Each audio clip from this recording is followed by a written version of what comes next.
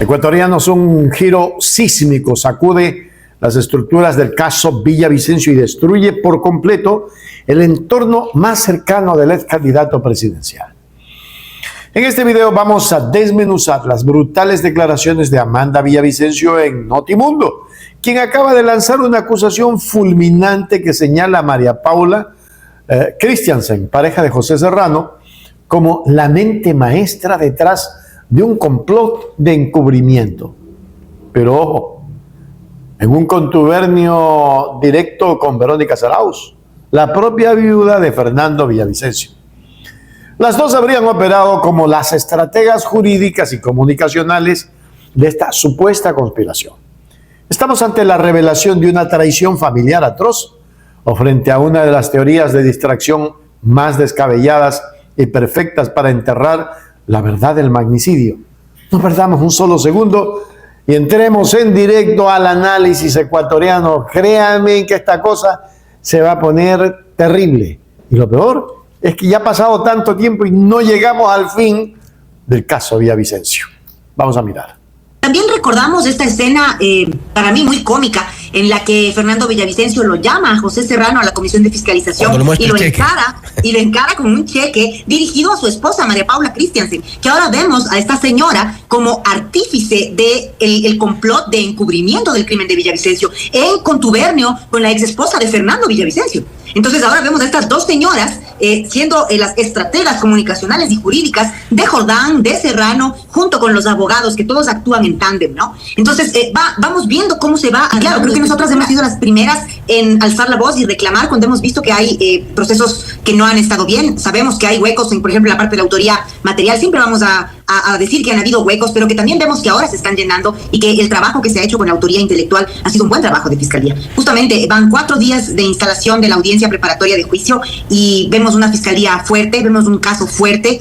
Nosotras por nuestro lado hicimos nuestra acusación particular y nuestra teoría del caso, que es completa y muestra la estructura, nosotros hemos llamado este iceberg, ¿no? Vemos que tiene bastante relación con la teoría de Fiscalía. Entonces eso da esperanza porque entonces parece que es fuerte, porque obviamente la teoría de Fiscalía y la nuestra se han visto como cotejadas, voy a decir. Vamos apenas, creo que en un 20%, un 15-20% del anuncio de Fiscalía, pero ha sido revelador. Justamente veía yo y hablaba con algunos medios de comunicación que quizás por primera vez escuchan el día de hoy la versión de Salcedo completa, o que escuchan la versión de Pareja Yanuseli, o que escuchan la versión de Ronald Herrera, y van entendiendo cómo se va enlazando este caso, y cómo no es simplemente una persona que decide acabar con la vida de un periodista, sino una estructura criminal organizada que decide silenciar a Fernando Villavicencio. Dicho de otra forma, estamos cada vez más cerca de saber quién pagó por el crimen.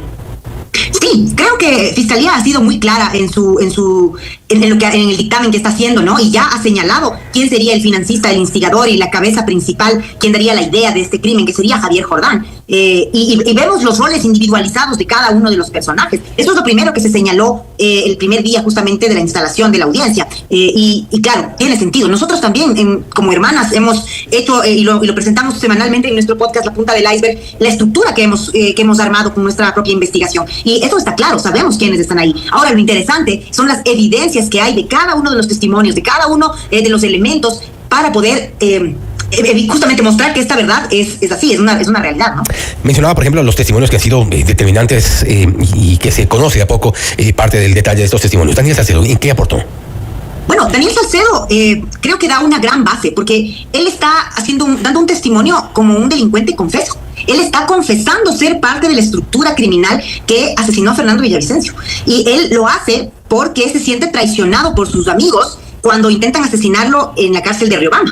¿Recuerdan este atentado que hubo en el que apuñalaron a su hermano Noé, con más de 40 puñaladas? Y ahí él decide hablar, porque él lo dice, y lo dice en repetidas ocasiones. Yo no pensaba hablar ni decir una palabra, pero después de ver lo que están haciendo, entonces no me queda otra opción que contar toda la verdad. Y eso es interesante. Él dice muchas cosas y siempre escuchamos a las personas, incluso a los mismos abogados de los procesados o a otras partes que se dicen víctimas pero no lo son, que por qué le creemos a Salcedo y no a otros delincuentes. Y es que no es un tema de creer la palabra de un delincuente, sino de ver las evidencias que este testimonio puede aportar al caso. Entonces, de lo que dice Salcedo, que es una versión extensa, creo que tiene muchísimos elementos para probar lo que él está diciendo, ¿sí?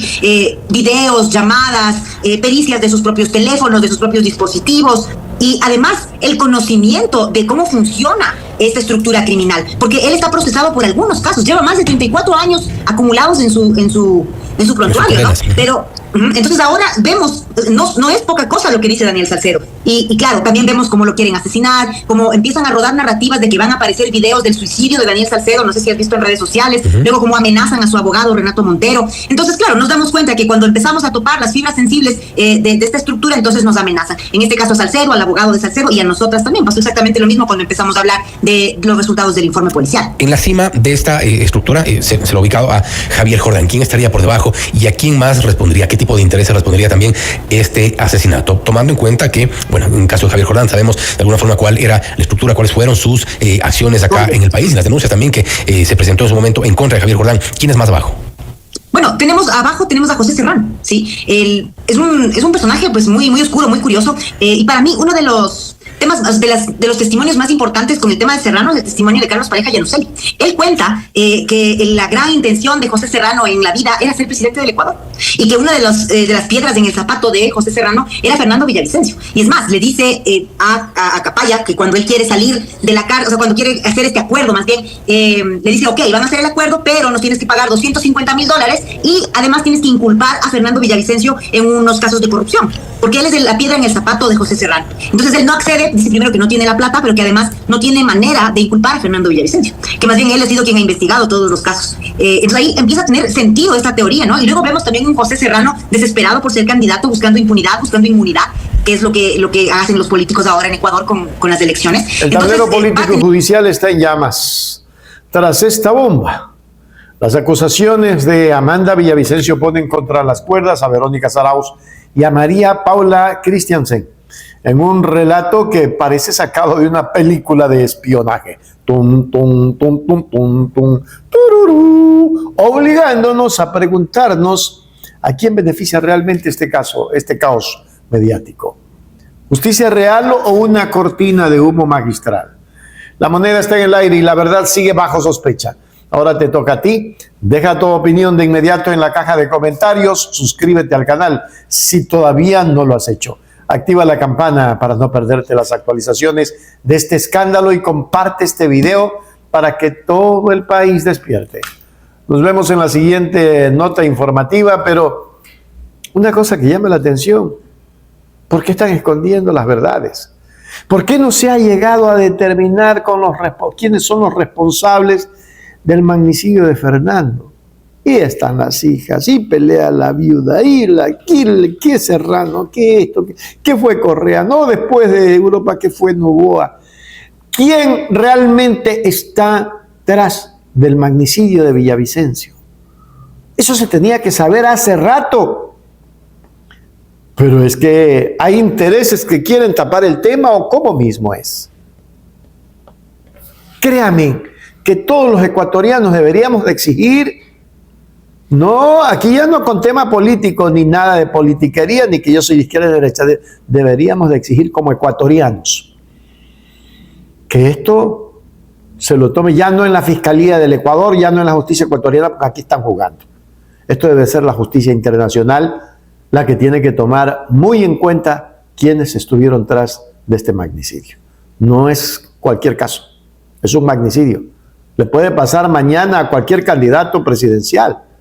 Le puede pasar mañana a cualquier persona que denuncie. Ahí está Aquiles preso por denunciar cuántas cosas internacionales. Se las dejo ahí, coméntenla, los leo en los comentarios. Un abrazo a todos. En YouTube, Hechos Ecuador, dice la verdad. Hechos Ecuador, suscríbete ya. Hechos Ecuador, suscríbete ya. Hechos Ecuador, la verdad está ahí. No te pierdas nada, cada día algo nuevo. Conéctate al canal y mantente informado. Siempre estamos aquí para darte lo mejor. Hechos Ecuador, claro, la verdad sin temor. Hechos Ecuador.